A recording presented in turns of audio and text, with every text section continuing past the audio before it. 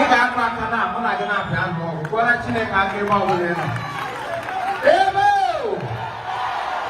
o subirilo osulo ọ na-agakwa taa ụta. Somebody say taa ụta. Like our brother rightly said, don't be in a hurry. If you are in a hurry, you make a mistake. Nwa ọbụla mụrụ in a hurry, probably hụrụ ije bịa n'ụkwụ na-agachi ọkọ. Enwere otu nwanne m nwoke nke tụrụ m direct. Mama m mụrụ in a hurry. Nwaanyị gaje bega n'ime n'ime ya sị na ebe ọsịsị amụpụta nwa gịrị ka ọ ga-apịa ma ọ mụsara ya gawa bega kama ahụ ije nọ my brother m. Mgbe ị na-eruru ụmụaka oge olu okwu abalị junction. Nkwụ ịtọtụ ka ọ na-agahụkwa ọrụ niile ya bụ nwa mụrụ ọsịsọ. So please calm down for Christ. Owe ya ka owe ya. I am privileged to be here today. Before I can say anything, I want to officially, from me, from my family, and from everybody here, I join my voice together to say happy birthday to my what? My brother and my prophet. What am I on baptism? I said it on that video, people were laughing. It's your on baptism in Jinjin. Imam Christ baptism. As he was about for a minute, Ndureshine Lufepo, Oluwe, Asinonia, Wogene, or Paramu or Nana, the Shikam Papa.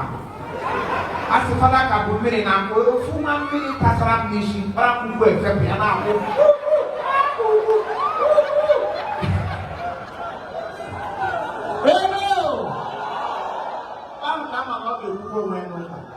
So everybody decided on our power of our time. And I thank God I am talking to the glory of God. No glory, may to his glory. And this is not my first time of seeing him, but this is my first time of coming to this place. And I think I remember during the burial at Olu, I was there live and direct, and I met him sometime last year in Owerri. That's the second time. This is the third time I am seeing our daddy. And I am blessed, I am happy. Immediately after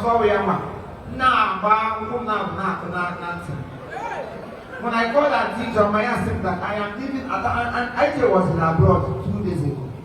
She fell out yesterday. Yeah, people fell out because of this call. When you cannot dig a book, you have to know one kind. So you're not going to see one kind. If I am the young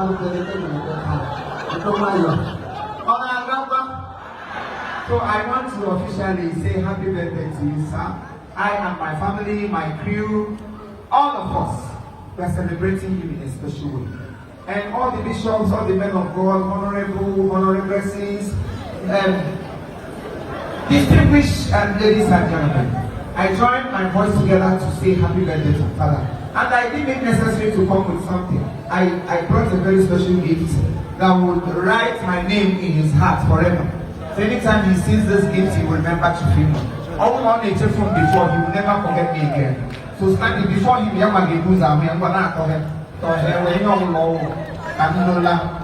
keep on talking. And I go back ever. He cannot tell him, I'm going to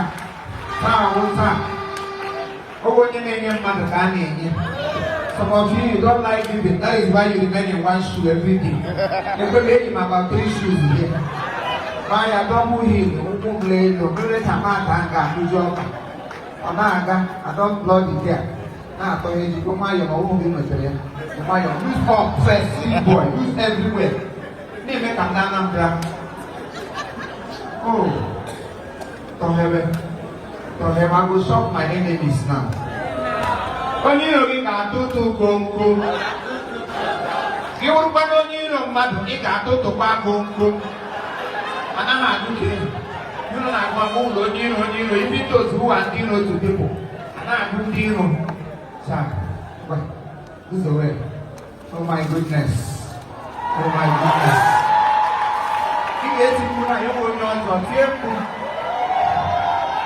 And this is a special gift from me to you. I celebrate you again, and I will continue to celebrate you. Things like this doesn't come all the time. Once in a while. Our daddy here said they brought milk. This is my own milk. You see, Madam and Baka, that makes that no matter what. I flew this all the way from Lagos. Yes, I don't hear na go to play. When you to play na talk that I say I am ya ga ba njomo ko ga ma free ha ka wa. Owe ko wo ya. Happy birthday, sir.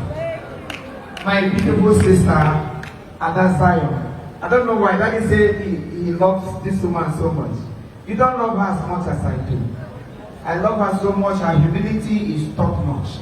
Anytime, anywhere, you got a program, lawyer man or day. When you see me dancing, every other person was sitting. Why would I sit when God is being praised? I'm a praiser and the praises of English or Wokola. Because that's something I can do something here. You got no money, only one, you go to the beside that they go and do that. You know, we talk to the other on I got one. He don't do a make God of what do.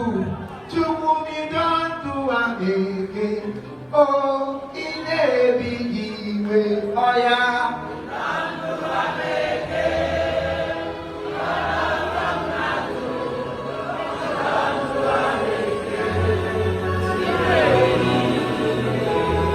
he don't do am, he don't talk am, he dey big way. Papa don't do am again.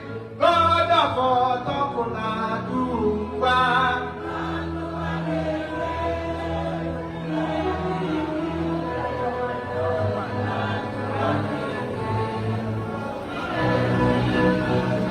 Asim omewa.